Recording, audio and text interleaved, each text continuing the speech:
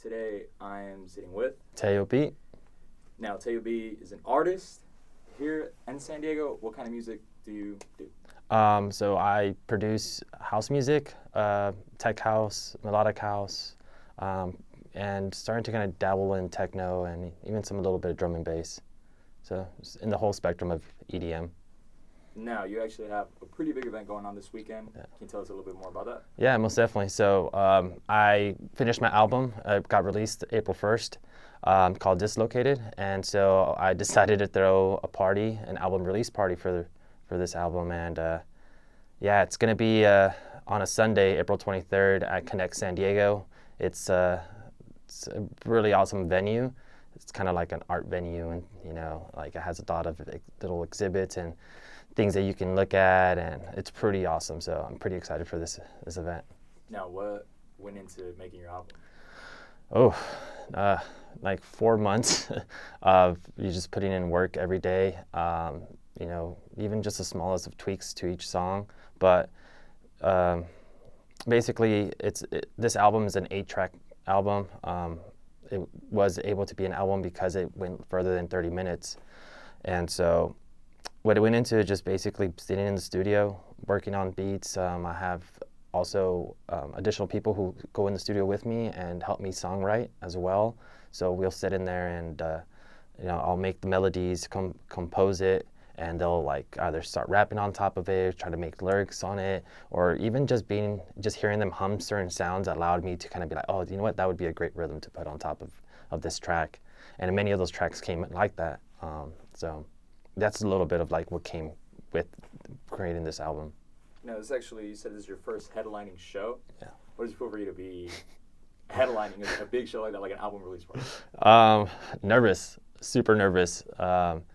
Because a headliner, you're the spotlight, right? Everybody's coming to come see you. So not wanting to give the people a bad show, it's definitely what I don't want to do, So I'm pretty confident coming back from Denver this past weekend, doing a show over there, and kind of getting the reactions that I did. It was very like, wow, okay, I can do this, and I can put on a fucking amazing show. Sorry for the cussing. Amazing show, here in San Diego for my hometown, especially being my album release party. It's great. Just like I said, nervous. All my friends are going to be there. Family and people that have supported me here in San Diego. So it's nerve-wracking but exciting. Go into a little bit more. We're just talking about your show in Denver. Mm-hmm. You're in the middle of a tour right now. Mm-hmm. You got other cities you're going to hit up. Yeah. Can you go in a little bit more about that? Yeah, most definitely. So I work with a production company or a DJ collaboration group called Sauce Factory. And this is, the main guy of this Sauce Factory is my friend Austin and his girl Sierra. And they are pretty much setting us up on a tour, and so we're working together to go to different cities. And the first stop was Denver. We got a tour out there, a date, and we got a performance and an event we threw out, which was pretty cool because it was actually an after party for a Destructo event. I'm not sure if many people know who Destructo is, but he's an EDM producer as well, really well known in the scene. He created Hard Summer and Friendships and all these other events. So they actually showed up to the event and for this after party, and they came with their whole group, Dr. Fresh and Corrupt UK, other big named artists. So it was really cool. But as the tour started in Denver, we're coming back here to San Diego, and we're doing 3 shows here. Nova, we're taking over the Terrace here at Nova San Diego, and then I'm doing another show at a bar, and then the album release party on Sunday. Next week, we're going out to Vegas, and we're doing a pool party there. So this is just for this month so far. Now, can you talk about your evolution kind of as a performer? Like, how did you go slowly from, I'm guessing, making beats like in your room, on like your computer phone, to slowly now performing, like you said, an album release party in your hometown, and going out to like Vegas, which is like a really big market for music? Yeah. Like, how did you evolve like that? I'm just being in the scene, staying in the scene. I've been doing this for 20 plus years as a DJ. I've been DJing since I was 8.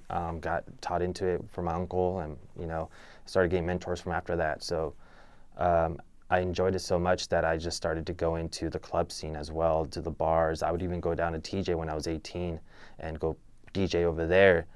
As that continued, I moved over here to San Diego. I became 21, so I could start DJing at the clubs here.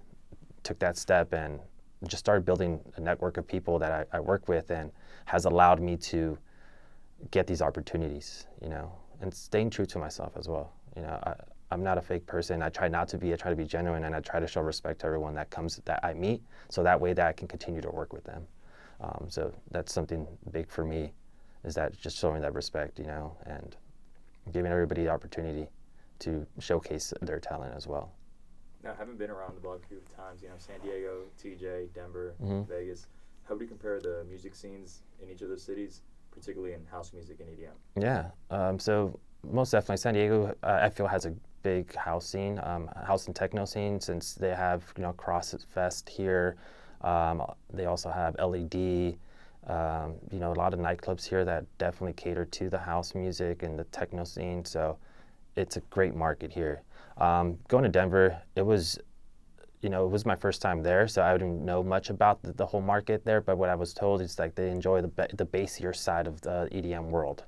So when I went to perform, I made sure I played some bass house, something more bassier for them, and they enjoyed it. So that, and in Vegas, it's just a party, just go to the pool parties. People just want to hear music and drink and get, have fun, So you could play pretty much anything in Vegas, I feel. You can still have the crowd going wild. So it's pretty cool. Yeah, speaking a little bit too about what goes into when you do perform. Like, I don't know if you had some experience before in silent discos. Yeah. Where you have to create your own set. What goes into, okay, in this crowd, I'm going to do this. With this crowd, I'm going to do this. Like you spoke to right now in Vegas, like you just pretty much play anything. In different cities, how do you pick and choose? Yeah, so as a DJ, you have to learn the skill of reading the crowd. So when you're DJing, you just can't be completely stuck in your zone, because you're not a bedroom DJ. You're playing for other people to listen to you. So you have to take a step back and look at who's listening and see their reaction and go from there, engage it. Like, okay, well, I don't see many people dancing to this track, or I don't see many head bobbings, or whatever it is, that reaction. So then you have to then see, okay, well, what if I play something a little bit different in this genre, a little bit harder, or maybe a little bit more housey, or a little more funner, and see where it goes from there. And then, if you feel like an energy coming from that track that you're playing that's in that genre, just go with it. You're like, this is what they want. All right, I'm going to keep it there until you start seeing that crowd changing their vibes again. Then just change it up, find something else that they're going to like. Not everybody, people don't like to listen to the same type of rhythm for a whole 2 hours, So, just reading the crowd, engaging in what your audience is most important in that aspect of building a set. Some DJs, definitely will go into the room, to their bedrooms, and, set up what songs they're going to play after another, because they know that they work together. That's great. That's definitely good for impressing someone. If you have somebody coming in to take a look at what you're doing and you want to impress them, set up your playlist. Me, myself, I've always freestyled.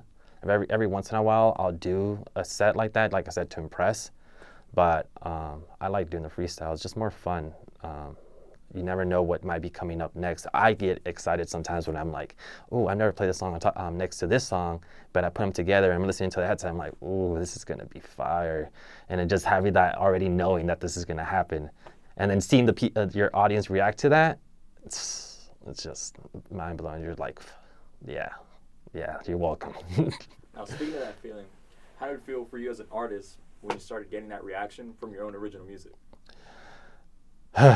Yeah, that reaction, honestly, it was overwhelming. I haven't completely played these tracks on a full system, at least all my album, my whole album on a full system. But the tracks that I have, I've gotten some pretty good reactions that I'm just like still taking them in. I'm just like, wow, like people really are enjoying my music. Like they really like it. And I feel like it is different. It has a different style to many of other artists that are out there. And also, I'm still learning, so my music may not sound as clean or as it's professional. I don't know how to explain it, but sometimes I myself feel like it's still needs work.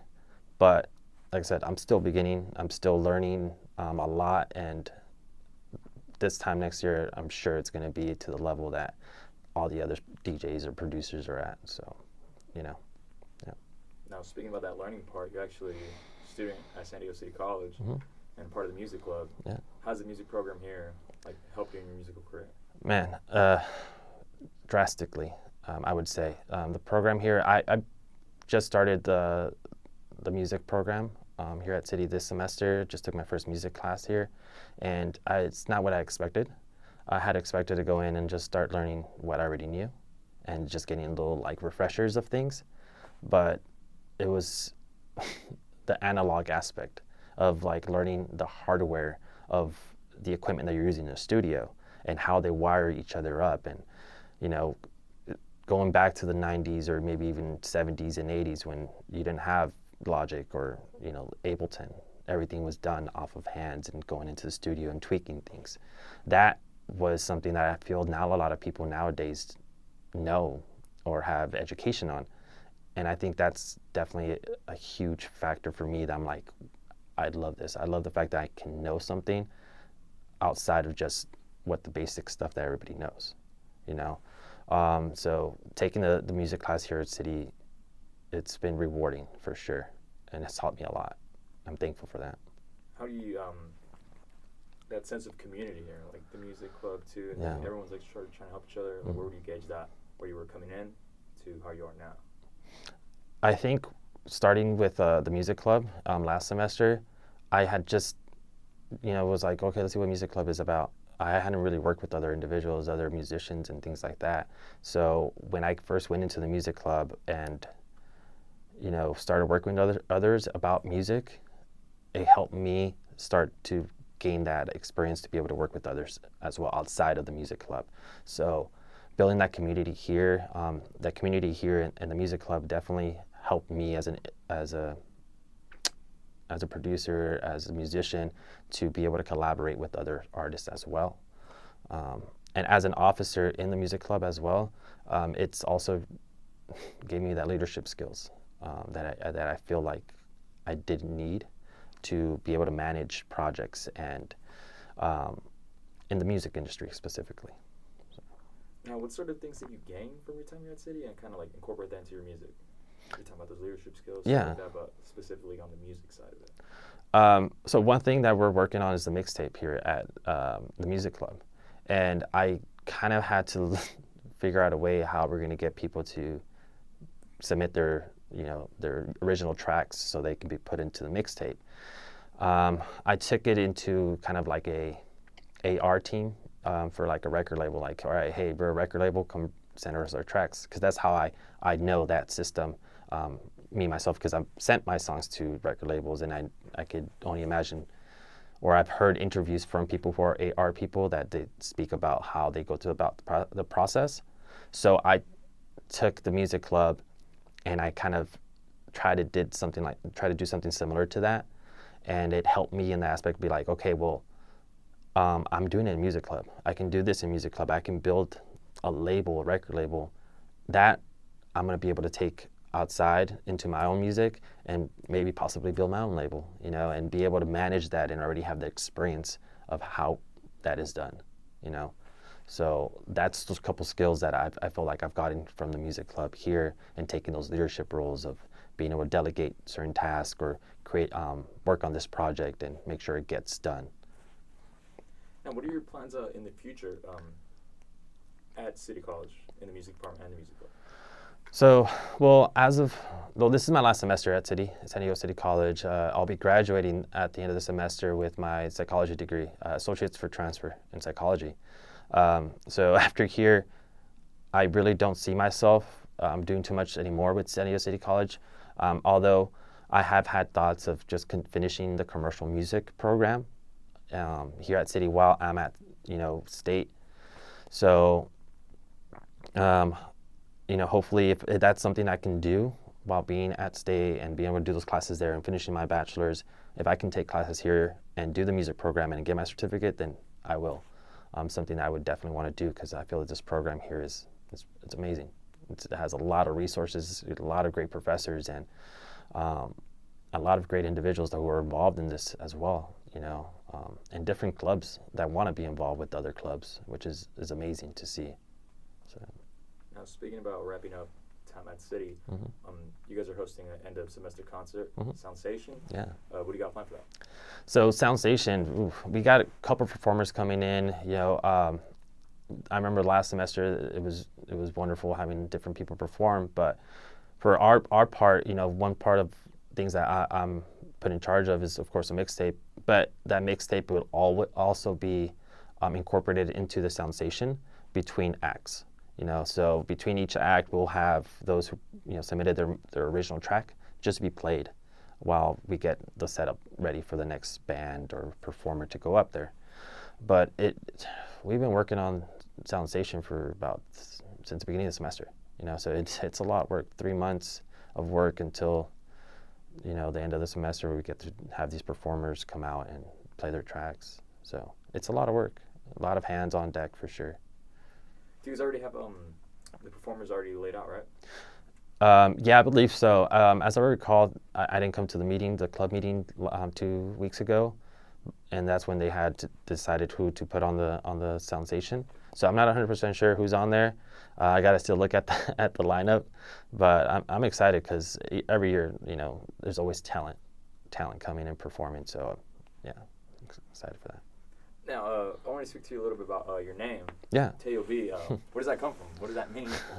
Good question. So Teo B, it's actually in Spanish, Tayo. Tayo. And B is just my last name, Benitez. And so Tayo came from when I was younger. I was 2 years old. My little sister was born, and her name's Claudia. And at that age, I couldn't say her name Claudia, so I called her Taya. And I don't know, she might have thought I was calling her by my name or something, so she just started calling me Tayo. And just, had that masculinity in it, put the masculine part of it into it. So ever since we were smaller, we've been called Tayo and Taya. And our family knew us as that, Tayo and Taya, Los Tayos. And we just grew up with those names until I got into high school. My best friends started calling me Tayo. They called me Tayo because they heard my sister say it all the time, or my mom, or my brother. So I was like, you know what? I'm just going to name myself Teo B, But initially it was DJ Teo. And then once I started producing, I was like, okay, I'm getting rid of the DJ. And I've always loved my last name. So I was like, I'm going to put that there just so that if anybody asks what's the B stand for, my last name, Benitez. Yeah, so that's where my name came from. Did you and your sister kind of grow up playing music as well together? No, my sister was more of she always wanted to be a teacher, as I remember when she was younger. I picked up my first guitar at 5, or was given my first guitar at 5, gifted to me, and ever since then, my grandpa, my dad have always provided me with different instruments. My grandpa, he provided me with the first accordion, learned how to play the accordion a little bit. After that, my dad gifted me some drum sets. Definitely disturbed the neighbors for a good couple of months. And then after that, in high school, I even did band, learned how to play the trumpet, baritone, and just producing-wise, I had to learn how to play the piano. And I kind of taught myself music theory, just watching YouTube videos and reading books about how music can correlate with each other, notes and all that good stuff in music theory, in order so that when I do produce, I'm aware of how to make music, at its fullest. When deciding to become an artist, though, how did you decide what genre you wanted to go into, since you have all this background?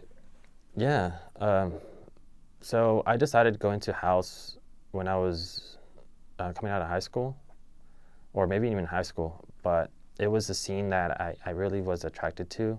I think when I was younger, my dad used to play Daft Punk and, Debbie Deb also. She's more freestyle, old school, but it was very electronic. And I liked it, and I liked that fast beat, the fast pace. And so in high school, I started going to deep house. A lot of people didn't really know what EDM was at that time. Kind of like, what are you listening to? This just sounds like noise. There's no lyrics to this. And I'm like, dude, you play this for a good, if you play it right for a good 30 minutes, it becomes a vibe. You get lost in the music. It's like a trance. So that's when I started kind of being like, yeah, I love this. Like, I just love DJing and mixing house music at within 120 to 130 BPMs was great. So yeah, that's how I got into the whole house scene, and then I started producing it. Do you see, what are the main differences you see from producing it as kind of background to now, like, artist? You're the one that's putting yourself out there. Yeah. Main difference is like the hours that I have to spend in the studio. Because just to make one song, one of the fastest songs I made it in two days, and plus another day of mixing and mastering. So it took me about 3 days, but I was really invested in. I already had an image of what I wanted to do. With other songs, it might have taken me 2 months to get to the point where I wanted to sound. But yeah, so when I got into producing, shit, I lost my train of thought. What was your question? The difference between producing, sort of for someone else, for projects, and your own stuff as an artist. Yeah, oh yeah. So just as for other artists, as a DJ, you know, you're just mixing these songs together. You know, you make sure they're in the right key or that they're on beat, and it's just a mix of songs. Where producing, you actually have to make the beats, which is completely different. Yeah. Speaking to that, when you start making your own music, sort of what inspires you, kind of like, okay, I want the song to sort of have this vibe? Do you put a little bit of your own like musical background with the instruments you know? What kind of goes into when you're making your own original music? Yeah, most definitely. So what I kind of start off with is the lower ends, like the bass. I really enjoy making my bass lines. I just kind of, I don't know, just the bass is the groove. You know, people are going to be feeling that part of the song. And so, excuse me. So the bass line is the most important part for me. Of course, I like to make my melodies, work on the piano a lot. Just do songwriting on the piano, and then from there, then I'll just translate that into what I envision to be in the track. And sometimes I'll leave the piano there of what my initial chords were or the melody was, or sometimes I'll just completely take it off and put a new whole another sound in there, but that has those similar notes. So this is just like one way I'll start a song. But I mean, even starting just with the vocal itself is attractive for me, because I can hear the vocal and I'm like, wow, I really love the way that voice sounds. I can imagine these kind of instruments on top of this, or this kind of beat going under this track with this vocal. And from there, I'm just lost in the whole world of just creating this track off of that vocal. And for people that haven't listened to your music, like, how would you describe it to them? For my music, like I said, it's like melodic. It's housey. I try to be everywhere. I try to cater to the whole audience, you know, like everybody. I just actually spoke to my cousin recently ago, after he heard my album. He was like, wow, man, like you had a track for all types of genres, you know, like it's different, you know, and within that EDM world, I guess. But yeah, he was like, yeah, this is all tracks that anybody can like. They're all different. So I can't really say that there's just one specific genre that I produce. Spoiler alert, I'm actually now that I'm done with this album, I'm actually gonna be working on a whole other album with another artist. His name is Ninja, and we're actually gonna be working on like a hip hop R&B album that he's gonna be rapping on top and singing on top, and we're definitely gonna have other singers and other artists come on top and feature in this album. But this is something that's away from the EDM world. This is like, I can produce this shit too, you know, like I can produce hip hop, I can produce R&B, I can produce all these other tracks. So I'm definitely excited for that album and showcasing what else I can do. Yeah, is it difficult for you to sort of switch between genres? Not really, but when you get into a flow, and like let's say I'm working on an EDM track throughout the whole day or the day before, and I'm in that flow of the EDM, and going the next day into something that's more hip hop, I have to change my mentality. It doesn't have to be about dance, but rather it has to cater to the vocalist, the rapper, and how they're going to bring in their verses and things like that. So as what I feel with hip hop, there's more breaks in between. Like we'll do 4 beats or 8 beats, 8 measures, and right before that 8 measure, there has to be some sort of break, like a little fill, and then go back into the beat. Where in house music, you're just staying on a consistent kick, just for however long the track is. It's just a consistent boom, boom, boom, boom. And occasionally, of course, you have to have some fills to change up between different verses or sections of the song, just so that the way that keeps the audience entertained, still involved in the track and changing their ears and keeping them, like I said, entertained. Or I forgot the word, but yeah. Yeah, and lastly, like, what do you got coming up in the future? Like, where can people find your music after this album release party? I know you talked about that a little bit. Yeah. But where do you see your music career going forward? Super, super high. I really see myself playing at big festivals, EDC, hopefully Coachella, Tomorrowland. So I see myself in that, doing that. But yeah, no, I that's where I see myself going, music-wise. Other question? Where can we listen to you? Listen to me. Thank you. So you can listen to me anywhere. I'm on all streaming platforms. So Apple Music, Spotify, YouTube Music, Pandora. I don't think we have TikTok anymore, just because of the whole issues that have been going on, government-wise. So I'm not sure if my music's on TikTok, but Instagram, anywhere you can find me. Yeah. Yeah. All right. Tayo B. Yeah. Sir, thanks for talking to us. I had an idea for another question, if it's cool. Yeah, yeah. Like any advice you might have for other people, aspiring producers, in your kind of same shoes that you were. Yeah. Kind of you said, when you grew up, you were kind of just playing around with different instruments, things like that. Mm-hmm. I'm sure there's so many people like that. Yeah. Who may be watching the podcast. So just wondering if you had any yeah. advice. Yeah. Be sure to look that way too. Yeah. No, thanks. Yeah, most definitely. I think that's a great question, because for me, I didn't have much of that mentorship in regards to what I need to do, what's the next step I need to take in order to progress. And I think it's just, as a musician, as an artist, if you're you're a songwriter, just a guitarist, whatever it is that you do musician-wise, continue following that passion. It doesn't just come from one day to the next to do so. You have to have a passion for it to continue it. And if you have a passion for it, continue it.